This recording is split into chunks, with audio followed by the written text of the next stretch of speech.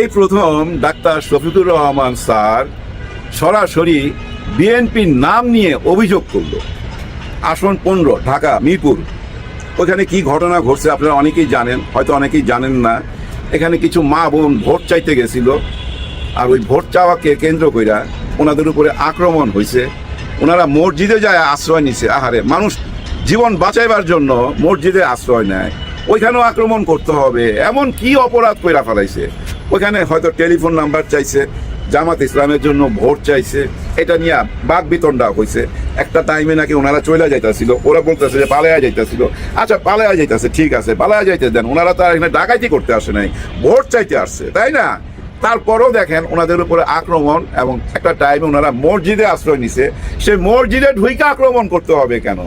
যার জন্য আজকে এই প্রথম শুনলাম সরাসরি ওনার মুখে, ডাক্তার শফিকুর রহমান স্যারের মুখে বিএনপির নাম। এর আগে কখনই কি আপনারা শুনছেন? আমি শুনি নাই। আকার ইঙ্গিতে বলতো, কিন্তু সরাসরি বলার পিছনে কি জানেন? দেওয়ালে পিঠ ঠেকা গেছে। আসলে দেওয়ালে পিঠ ঠেকায় দিলে যেটা হয় সেটাই হয়েছে। যাই হোক, এই অভিযোগ নিয়ে বিএনপি কি উত্তর দেবে জানি না। তবে ডাক্তার শফিকুর রহমান স্যার বলছে এখানেই যেন স্টপ হয়ে যায়, এখানেই যেন থামে, আর যেন না দেখি। আমি গতকালকে এটা নিয়ে আলোচনা করছি যে দেখেন, এই যে মাঠ পর্যায়ে যদি শক্তি দেখাইতে চায়, হ্যাঁ, যেটাকে বলা হয় গুন্ডামি, এই গুন্ডামি দেখাইতে চাইলে এই গুন্ডামি রুইখা দেওয়ার মতো মানুষ আছে, কিন্তু হ্যাঁ, ওই গুপ্ততে আছে, গুপ্ত আর সুপ্ত হয়ে আছে, নিশ্চয়ই আছে। এটা ভাইবেন না যে পিছনে কেউ নাই, এটা ভাবার কোনো কারণ নাই। 5টা বিশ্ববিদ্যালয়ের ফলাফল দেখে কি বুঝেন নাই? এই যে শাকসুর নির্বাচনকে থামায়া দেওয়া হইলো, কেন থামায়া দেওয়া হইলো এটা কি আমরা বুঝি নাই? নিশ্চয়ই আমরা বুঝতে পারছি। কিন্তু ব্যাপারটা হয়েছে কি জানেন, এই যে 5ই আগস্ট আর এই আজকের দিনটা কোনো বিচ্ছিন্ন দিন না, কিন্তু আজও সেই 5ই আগস্ট চলতেছে। প্রতিদিনই গেম চেঞ্জ হচ্ছে, মনে হচ্ছে কেউ একজন খেলে যাচ্ছে, হ্যাঁ, অন্য লেভেলে খেলতেছে। তো দেখেন, গতকাল যখন করাইলে তারেক রহমান সাহেব বিল্ডিং বানায় দিচ্ছিল এবং আধার কার্ড দিচ্ছিল, না সরি, আধার কার্ড না, ফ্যামিলি কার্ড, ফ্যামিলি কার্ড। আচ্ছা, আধার কার্ডটা আমার মুখে আসলো কেন? ও হ্যাঁ, আধার কার্ড, হ্যাঁ, আধার কার্ড ভারতে দিচ্ছে, ভারতের সবাইকে দিছে মোদিজি সবাইকে আধার কার্ড দিচ্ছে। কিন্তু আধার কার্ডটা আমার মুখে আসলো কেন? আইডিয়াটা কি ওইখান থেকে নিছে? ফ্যামিলি কার্ডের, কৃষক কার্ডের? হইতেও পারে, নাও হইতে পারে। যাই হোক, আমি একটা কথা বলতে চাই আজকে। কেন বললাম 5ই আগস্ট, এবং আজও সেই 5ই আগস্ট, হ্যাঁ, আজও চলতেছে। আর এই চলার পথটা শুরু হয়েছে 8ই আগস্ট থেকে। ফ্রান্স থেকে যখন ডক্টর ইউনূস স্যার এসে এই চেয়ারে বসলো, 3 প্রধান পিছনে দাঁড়ানো ছিল, উনি সিগনেচার করতেছিল যে হ্যাঁ, আমি আজ থেকে এই চেয়ারে বসলাম। ওই 8ই আগস্ট, ওই 8ই আগস্ট থেকে আজ পর্যন্ত যা যা কিছু হয়েছে, একবার চোখ বন্ধ করে দেখেন, সব কিছু কেন জানি অটোমেটিক চলে যাচ্ছে ধীরে ধীরে। ওই বনিয়ামিন সাহেবের কথা অনুযায়ী ধীরে ধীরে চলে যাচ্ছে জামাতের পক্ষে, এই 10 দলের পক্ষে। আপনি যা কিছু দেখবেন, অতীতে সমস্ত ঘটনায় না জোড়া দেন, এদিকেই যাচ্ছে।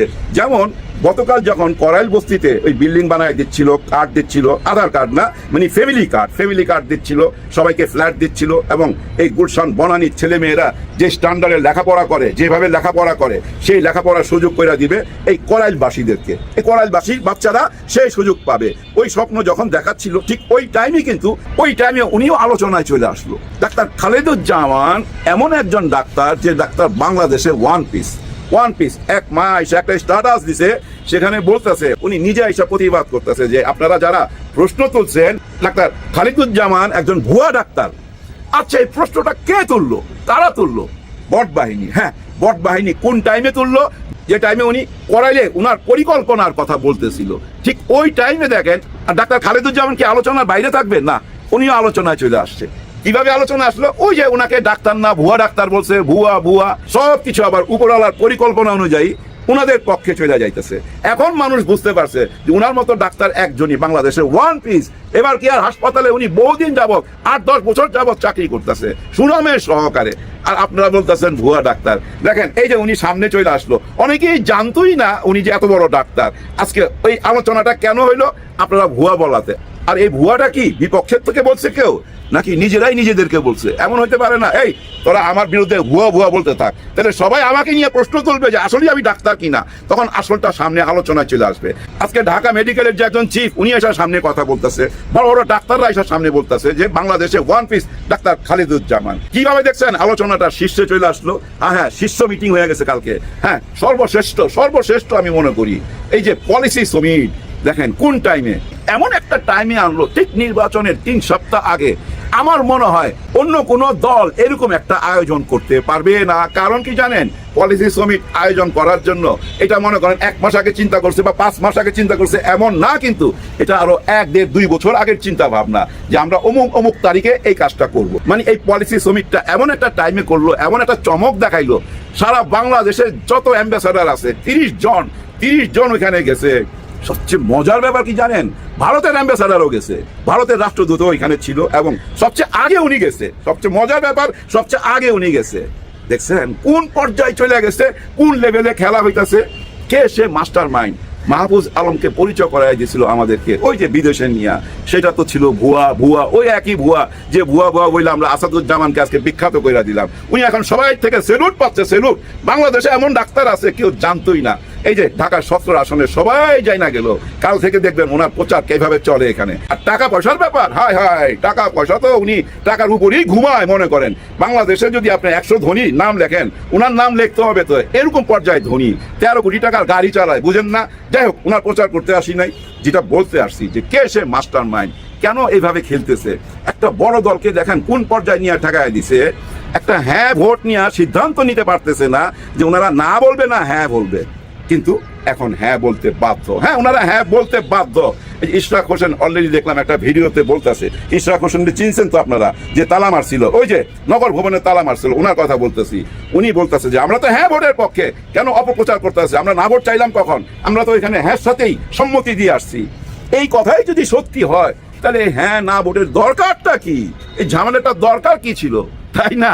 যাই হোক, ওই যে বললাম চেঞ্জ হইতে চেঞ্জ হইতে বাধ্য ভাই, চেঞ্জ হইতে বাধ্য। হ্যাঁ, বদলাইতে বাধ্য। আপনারা এই যে যারা ওই যে টক শোতে আসে না, দেখবেন আগামী 1 সপ্তাহের মধ্যে এদের কথার মধ্যে রদবদল চলে আসবে, এদের কথা বদলে যাবে, নতুন সুরের কথা বলবে। আর সেই সুরটা কি জানেন? ছাত্র শিবির নিয়ে দেখবেন গুণ গাবে, এই জামাতে ইসলাম নিয়ে গুণ গাবে। এই যে পলিসি সমিট দেখাই দিল না, এরকম আয়োজন কি আর কেউ করতে পারবে না। এটা নিয়ে কি টক শোতে আলোচনা হচ্ছে? এত বড় একটা কাজ করলো জামাত, এটা নিয়ে কোনো আলোচনা নাই। আলোচনা ওই আধার কার্ড, সরি এই কি আরে ভুইলা যায়, ফ্যামিলি কার্ড নিয়ে আলোচনা। যাই হোক, যেটা বলতেছে এটা বইলা ভিডিওটা শেষ করে দেবো ভাই। গুরুত্বপূর্ণ কথা কিন্তু, কে সে মাস্টার মাইন্ড যে ভয় দেখায়া তারেক রহমান সাহেবকে বাংলাদেশে আসতে দিল না? একবার ভাবছেন আপনি? ওনার মা হাসপাতালে মৃত্যুর সাথে পাঞ্জা লড়তেছে, তাও উনি আসতে পারতেছে না, ওনাকে ভয় দেখায়া ইংল্যান্ডে আটকায় রাখছে। কে সে মাস্টার মাইন্ড? হ্যাঁ ভাই, আমার যেটা মনে হয়, হ্যাঁ, এই বড় দল ছোট দল সব দলের মধ্যেই ওনারা ঢুইকা গেছে, এবং ওনারা যেভাবে পরামর্শ দিতেছে সেগুলা ভুল পরামর্শ। তো এই ভুল পরামর্শে ভুল পথে চলে যাইতেছে। তো দেখেন আপনারা, মা মহিলা যাইতেছে, নিজের মা, উনি আসতে পারতেছে না, মানে ওনাকে ভয় দেখায় আটকায় রাখছে। হ্যাঁ, এত বড় একটা দল, হায় বিএনপি বিশাল বড় একটা দল। তো এত দলে সবাই বলতেছে আসেন, উনি আসতেছে না, আসলে একদম শেষের দিকে এমন এক টাইমে আসলো। এখন দেখেন এই যে সিলেট যাচ্ছে আগামীকাল, ওইখান থেকে ঢাকায় ফিরতে উনি 7 থেকে 8টা সভা করবে, 7 থেকে 8টা জনসভা করবে, এবং মিড নাইটে যাবে ওই মাজার শরীফে মাজার জিয়ারত করতে। তার মানে ঘুম নাই, এখন ঘুম নাই চোখে, কারণ সময় কম। তো কিন্তু অনেক সময় তো ছিল, সেই সময় কেন ওনাকে আসতে দেওয়া হলো না? কারা সে বুদ্ধি পরামর্শ দিছে, কারা ওনাকে আটকায় রাখছে?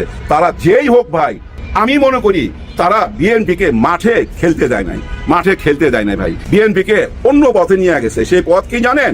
71-এর পথে, যে পথটা, যে রাস্তাটা রাখা গেছিল আওয়ামী লীগ, যে রাস্তাটা রাখা গেছে আওয়ামী লীগ, যে রাস্তায় হাঁটা চলাফেরা করছে, ঘুরে বেড়াইছে, ওই একই রাস্তায় ওনাদেরকে যাইতে পরামর্শ দিছে। মানে ভুল পরামর্শ দিয়া ভুল পথে নিয়ে গেছে। আর ওনারা যত ভুল পথে যাবে, উপকার হবে কার ভাই? উপকার হবে জামাত ইসলামের এবং এই 10 দলের। তার মানে ইনাদের ভিতর থেকে ওনাদের এখানে কেউ ঢুকে গিয়া এরকম পরামর্শ দিছে, এরকম একটা প্রশ্ন চলে আসে না? কারণ কি জানেন? সহজ অঙ্ক, সরল অঙ্ক কি, 24, এই 24-এর জন্য আমি বাংলাদেশে আসতে পারছি, এই 24-এর জন্য আমার সব কিছু হয়েছে, আমার দল টিকা গেছে, এই 24-এর জন্য এখন নির্বাচন হইতেছে, এবং এই 24-এর জন্য একটা হ্যাঁ ভোট দরকার। সেটা নিয়ে কেন এত প্রশ্ন, সেটা নিয়ে কেন এত গন্ডগোল হবে, এবং এই যে প্রবাসী ভাইদের যে ভোট চাইলো সেখানেও কেন না বলতে হবে, এই যে আমাদের স্থানীয় নির্বাচন চাইলাম সেখানেও কেন না বলতে হবে, এই যে ছুপ্পু সাহেবকে সরাইবার ব্যাপার সেখানেও কেন না বলতে হবে। প্রত্যেকটা জায়গায় না বলার পরামর্শ যারা দিতেছে তারা উনার সর্বনাশ করতেছে।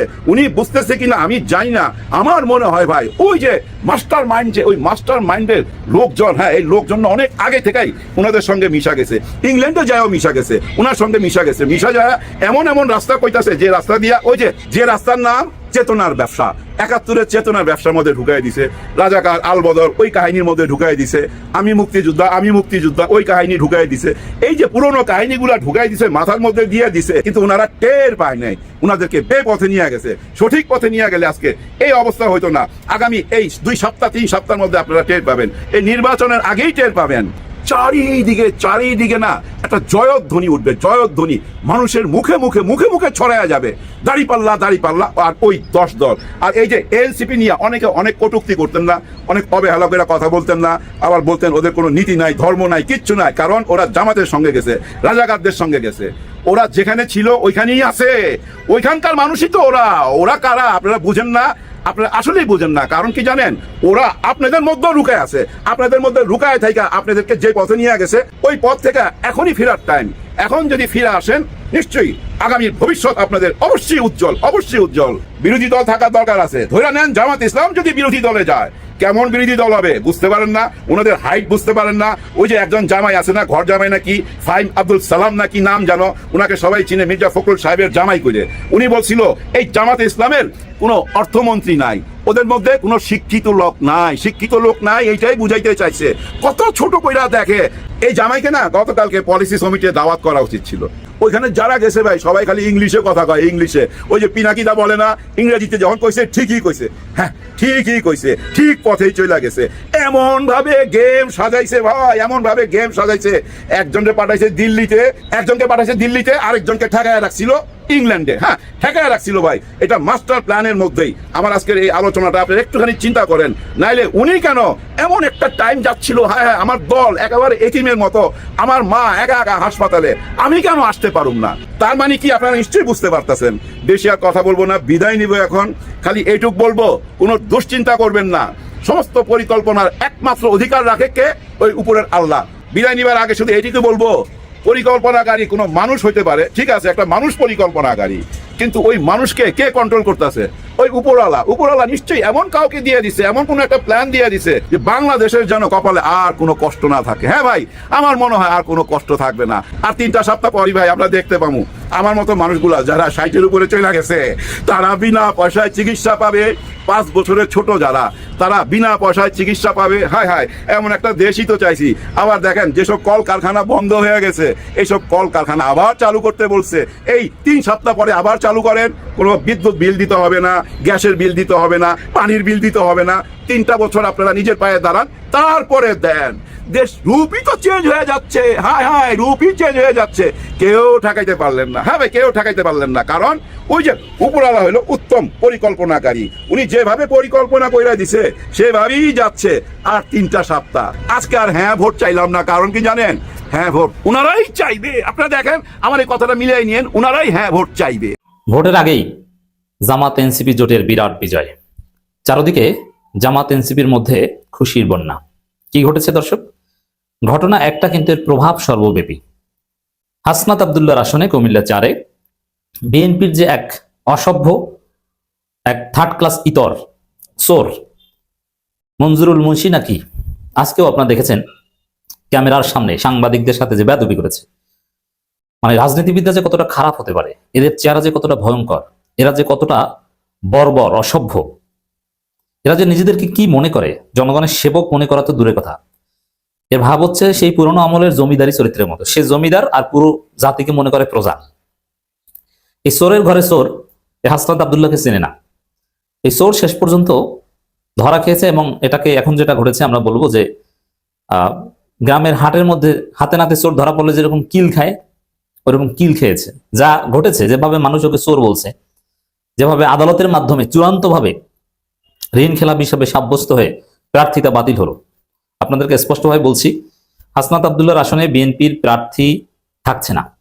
চূড়ান্তভাবে তার মনোনয়ন নির্বাচন কমিশন আগেই বাতিল করেছে। তার বিরুদ্ধে কোর্টে রিট করেছিল, রিটও খারিজ। এর মানে কোনোভাবেই চোরের ঘরে চোর আর নির্বাচন করতে পারবেন না। বিএনপি প্রার্থী মঞ্জুর আলম মুন্সির প্রার্থিতা ফিরিয়ে দেননি হাইকোর্ট, এর মানে বাতিল।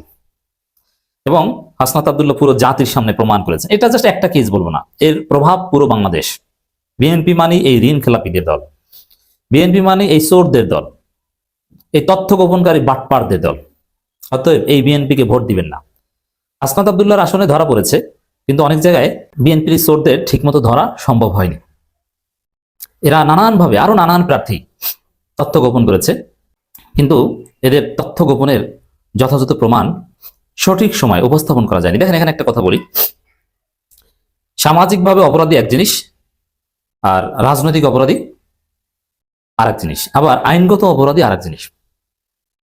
যেমন আপনি জানেন যে কোনো একজন ব্যক্তি জেনা করে, that is open secret, but আপনার কাছে আদালতে উপস্থাপনযোগ্য এভিডেন্স অ্যাক্ট অনুযায়ী কোনো প্রমাণ নেই। এটা যদি না থাকে, আপনি কিছুতেই আইনগতভাবে তাকে শাস্তির মুখোমুখি করতে পারবেন না। আপনি জানেন যে সে পরকীয়া করে, কিন্তু আপনার কাছে প্রমাণ নেই, আপনি আইনগত শাস্তির মুখোমুখি করতে পারবেন না। কিন্তু সাধারণ মানুষ কিন্তু সিসি করবে। এজন্য দেখবেন যে অনেক অপরাধী আদালতে উপস্থাপনযোগ্য বা আদালতের কাছে গ্রহণযোগ্য প্রমাণের অভাবে বেঁচে যায়, but it doesn't mean that সে অপরাধী না। সামাজিকভাবে মানুষ কিন্তু ঠিকই তাকে ঘৃণা করে। তো বিএনপির অবস্থা হচ্ছে এরকম। বাস্তবে বিএনপিতে কমপক্ষে 21 জন প্রার্থী ঋণ খেলাপি, যার একটা সহজ অর্থ হচ্ছে চোরের ঘরের চোর, বাটপারের ঘরে বাটপার। মানে এমন শাস্ত্রা চোর বা এমন থার্ড ক্লাস, টাকা নিয়ে পালিয়ে বেড়ায়, যে যার কাছ থেকে টাকা নিয়েছে ওই রাস্তায় আর যায় না, অন্য রাস্তা থেকে যায়। এক দোকান থেকে বাকি খেয়ে ওই দোকানে আর যায় না, এবার অন্য দোকান থেকে বাকি খায়। এই ধরনের লোক যে টাইপের শাস্ত্রা, বিএনপির কমপক্ষে 21 জন প্রার্থী আছে এই ধরনের শাস্ত্রা। এর মানে তারা ঋণ খেলাপি। ঋণ খেলাপি মানে এইটাই, টাকা দেয় না, টাকা নিয়ে টাকা দেয় না, টানাই ফানাই করে। এবং পেটে ব্যথা, মাথা ব্যথা, এই জ্বর হয়েছে এখন দেয়া যাবে না, ডাক্তার দেখাইতে যাই, পরে দেবো সামনের সপ্তাহে। আবার আমি নিজের একটা অভিজ্ঞতা বলি, একজন লোক, আমার একদম ছোটকালের ঘটনা, দোকান থেকে বাকি খেত, এখন বারবার ওয়াদা দেয় কিন্তু টাকা দেয় না। এটা আবার সেই দোকানদারের কাছেও আসতে হয়, কারণ আরো বাকি খেতে হয় তার। এখন একবার এমন ভাবে ভাব নিয়ে এসেছে, মানিব্যাগ পকেট থেকে বের করেছে যে অমুক এটা দিত, 200 টাকার নতুন জিনিস কিনেছে, তাড়াতাড়ি এটা দে। মানে এমন ভাব যে কত হয়েছে, সব মিলে কত হয়েছে, আজকে 200 নিলাম, আর সব মিলে কত বল।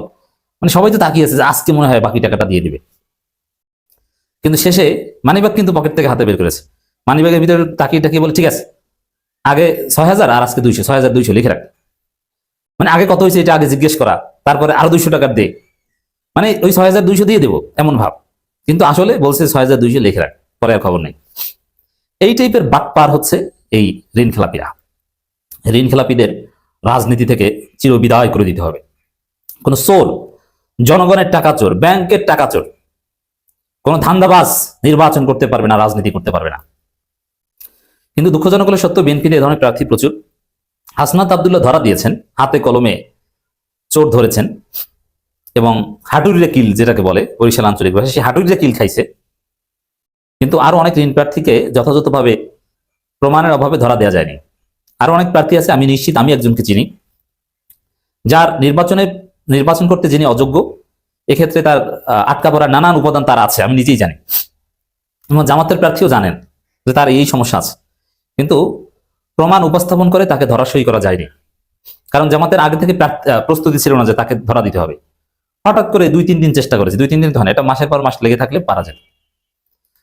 তো এরকম বিএনপির অনেক বাটপারেরা নানানভাবে বেঁচে গিয়েছে, কিন্তু না, হাসনাত আব্দুল্লাহর আসনে বিএনপির এই মঞ্জুরুল মুন্সি বাটপার চোর বাঁচতে পারেনি।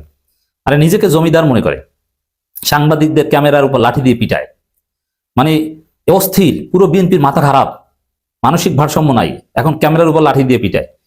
আমি নিশ্চিত বিএনপির প্রার্থীরা এমন মানসিক অস্থিরতা আছে, ঘরে যে এরা বউ পিটায়, খোঁজ নেন, এদের অনেকের বউ তো জামাত করে, পারলে তাদের মাধ্যমে একটু খোঁজ নেন, ঘরে যে বউ পিটায়, কি জন্য? এর মাথা খারাপ, যে সবকিছু এলোমেলো, কাজ হয় না, এর ফ্যামিলি কার্ড ভুয়া, কৃষি কার্ড ভুয়া, চারদিক থেকে চাপ, মানুষ দেখলেই বলে চান্দাবাজ। সামনে আরো বিপদ আছে। এই যে মঞ্জুরুল মুন্সির যে আচরণ, হতাশা থেকেই এ ধরনের বেপরোয়া আচরণ, অস্থির। বিএনপির অনেক নেতা এরকম হতাশায় হার্ট অ্যাটাক করতে পারেন, খেয়াল রাখবেন কখন কি হয় বলা যায় না। তো এই নির্বাচনে ভোটের রেসের আগেই হাসনাত আব্দুল্লাহ আসনে বিএনপি প্রার্থী ছিটকে পড়েছে। এখন গুরুত্বপূর্ণ কেন, এখনো 4 জন প্রার্থী আছে, ট্রাক মার্কার প্রার্থী আছে, দেয়ালঘড়ি আছে, স্বতন্ত্র আছে। এখন বিএনপি যেটা করবে, ওই ট্রাক বা যে কোনো একজনকে সমর্থন দিবে, যতই দেখ ধানের শীষ নাই, এখানে ওইসব ট্রাক মার্কের কোনো বেইল আছে। এবার হাসনাত জিতে গেছেন, এখন ঘোষণার অপেক্ষা, সময়ের ব্যাপার মাত্র। আর নির্বাচনী রাজনীতিতে নির্বাচনের আগে বিএনপির এরকম একটা ধরা খাওয়া, বিএনপি নেতারা এরকম চূড়ান্তভাবে চোর হিসেবে প্রমাণিত হওয়া, এটা জাতীয়ভাবে বিএনপিকে একটা ধাক্কা দিয়েছে। এবং এই খুশি জামাত এনসিপির মধ্যে ছড়িয়ে পড়েছে। তারা খুশি যে নির্বাচনের আগেই বিএনপি হাঁটতে শুরু করেছে, জামাত এনসিপির বিজয় শুরু হয়ে গেছে। 12 তারিখ হবে চূড়ান্ত বিজয়।